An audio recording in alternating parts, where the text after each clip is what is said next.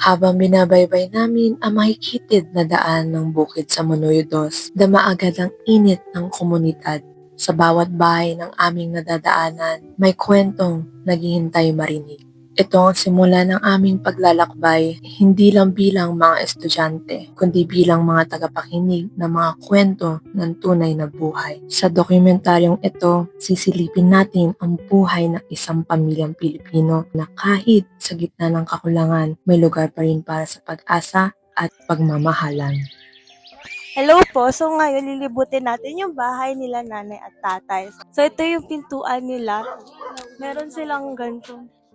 Pangpaswerte po ba to, Nay?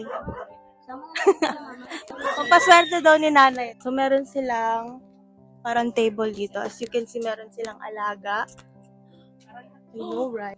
So dito yung mga kagamitan nila. So kasama na ulit natin si nanay. So Nay, ano po yung nakalagay dito? Ito po ba yung pangkain nyo? Ito yung kalan, mga sapatos, plato, na sibuyas, ano lang kung ano ilalagay dyan. Minsan dyan kumakain. Tulugan namin. Nandito po. Pwede po bang makita yun? Medyo magulo. Hello po. Okay lang po ba? Hello po, Tay. So, yan po yung kwarto nila. Magulo yung kwarto ko. Okay lang po. So, ito naman po ba yung kusina niya? Ito yung mga plato nila. Tapos, Saan po kayo nagluluto? Dito daw sila nagluluto. Saan po naglalaba? Dito naglalaba. Dito daw sila naglalaba. pag masikip na, doon ako sa kuso. Doon ako naglalabas. Igi-igi. Ayun, ang banyo ng CR. Madilim dyan. CR. Ilaw po. Ayun ang CR namin. Ayun. Ayan. So, magkakadikit po kayo. Kadikit yan. Tatlo po kayo. Tatlong pamilya po. Ito dito. Doon po. Saka dito. Bali, ano yan? Bali, pito. 7 pamilya po. Kwarto yan. Lahat po kwarto. Paikot ang yun doon sa dulo. Ang haligi at ilaw ng tahanan, sina Nanay Marites at Tatay Dantes, ang mag-asawang simpliman ng pamumuhay, ay puno ng sipag at tiyaga. Ako po ay si Dante Siscar, haligi ng tahanan. Ang edad ko po ay 57 years old. Dito po nakatira sa may Aguila Street, Bukid area, Barangay Manuyo 2, Las Piñas City. Wala po sa ngayon ng trabaho. Ang tanging pinagkikitaan ko lang po yung tulong ng pulang mga anak ko. Ako po yung si Marites na igano, 50, Ako po si Alison Siscam, 18 years old po. Ako si Jonalyn Benaverde, 30 years old. Yung sahod ng asawa ko, yun po yung binabudget namin. Ano po, messenger rider. Pagdadala ng mga yung padala galing sa GSIS, mga ganun. Yung asawa ko po, nagpa-parking lang po sa labas. Isa 700. Dito po sa Osparto po, sa Monwalk. Gusto ko po kasama yung magulang ko po kasi sa ko po. Tulong lang po sa mga magulang ko po. Tapos pag humingi naman sila po ng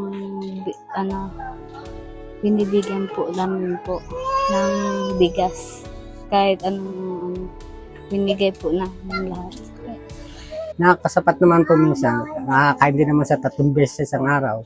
Ginagawa ko noon po minsan, pa-diskarte lang para kahit pa paano, may isang pamilya. Yun lang po. Dati po, dito kami nakatira sa may Kalayaan, San Dionisio, Parañaque. Noong mga 1918, saka lang po na kami napalipat dito. Napalipat kami kasi nga, yun sa tsahin po ng magulang. Doon kami na dati nakatira. Kinukuha niya sa amin. Sa pamilya naman po ng lolo ko yun. Kaya, para hindi na lang magulo, umalis na lang. Dahil nga yun, tinitirahan namin. Gusto, tinin. Inuupahan lang kami. Yung inuupas ng bahay, gustong bawiin. Bakit ba bawiin?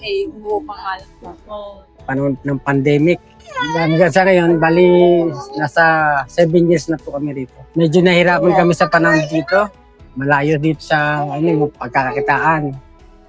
Saka, una pa, hirap ng lugar dito, maputik. Minsan po, pag konti lang ang pera, pagkakasya eh. Sa paggising ko sa umaga, yan, ginagawa ko po, naglilinis dito, nagwawalis ng bahay. Yung trabaho ko araw-araw. Pagka nakatapos naman ako magano, sila naman dito. Ang asawa ko, taga-hatid ng estudyante, minsan taga-sundo. Pagka tapos na ang trabaho ko dito, nasa barkada ng po kaya na medyo nanghihiram lang din po ng pangailangan. Luluto, maghuhugas ako. Mga gawain ba? Opo. Pagdating ng Sabado, maglalaba. Pagdating ng Lunes hanggang Biyernes, atid sundo na naman. Yan ang ginagawa ko. Minsan, kinakapos po kami pambayad ng kuryente. Ginagawa naman po ng paraan ng anak ko para makumpleto. Dahil itong nakatarangan ng buwan po na to, talaga pong medyo mabigat ang binayaran po namin kuryente. Nanghiram pa ako para lang dagdag sa pambayad ng kuryente. Nagagawa naman po ng paraan. Nababayaran naman po. Napapakiusapan naman po ang tindahan. Pagka wala pong baon ng mga bata, absinin na lang po. Absent. Wala pa naman kami nakakaramdam na malubhang sakit. Normal lang na sakit yung mga masakit ang katawan, ganyan. May nilalagnat, ganyan lang naman pa nararamdaman na. Hindi mo naman agad dinadala sa ospital. Parang nag-ano muna, parang obserbahan muna namin sarili namin kung kaya na, kung magagaling naman ng 3 araw. Ganun. Kung hindi naman, center na agad. Sa akin po, naamin ko po may sakit po talaga ako. Puso, mahina na katawan ko eh. Parang pag napagod ako, hinihingal na ako. Naano ko na lang, nananalangin ako na sana provide for.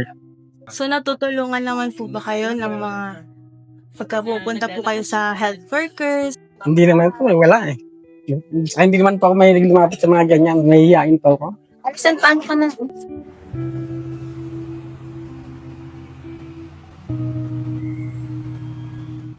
May nakakuha po ba kayong tulong mula sa gobyerno o mga NGO? Pero 4 piece, nakakutulong po sa akin dahil una, nahugot din ang pambaon ng bata doon sa allowance nila. Gusto ko man na nadagdagan siya eh. Mahihiyain po ako lumapit sa ganyan eh. Sa mga apo niyo po, sa mga anak niyo po, ano po yung mga pangarap niyo para sa kanila? Makapag-aral sila, makatapos sila ng pag-aaral. Kahit mga high school lang, okay na rin yun. May mga natapos na po ba ng anak niyo? Clear naman po.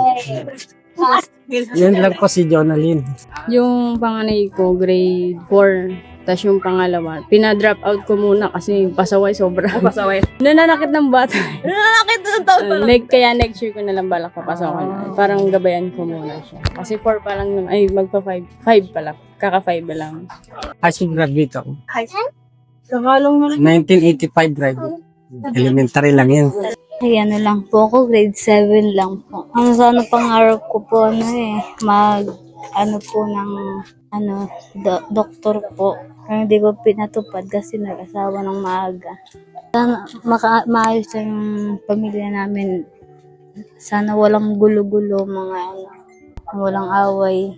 Ang pamilya Nag-start kami dito 2018. 2018 lang. So, medyo ilang pa 5-6 years pa. Gano'n. Lilipat kami. Gusto kong mabago to. Magkaroon po sana ng sariling negosyo para sa pamilya ko. Yun ang pinapangarap ko. Ang aming immersion sa Bukid Gatchalian ay higit pa sa pagtala ng kwento.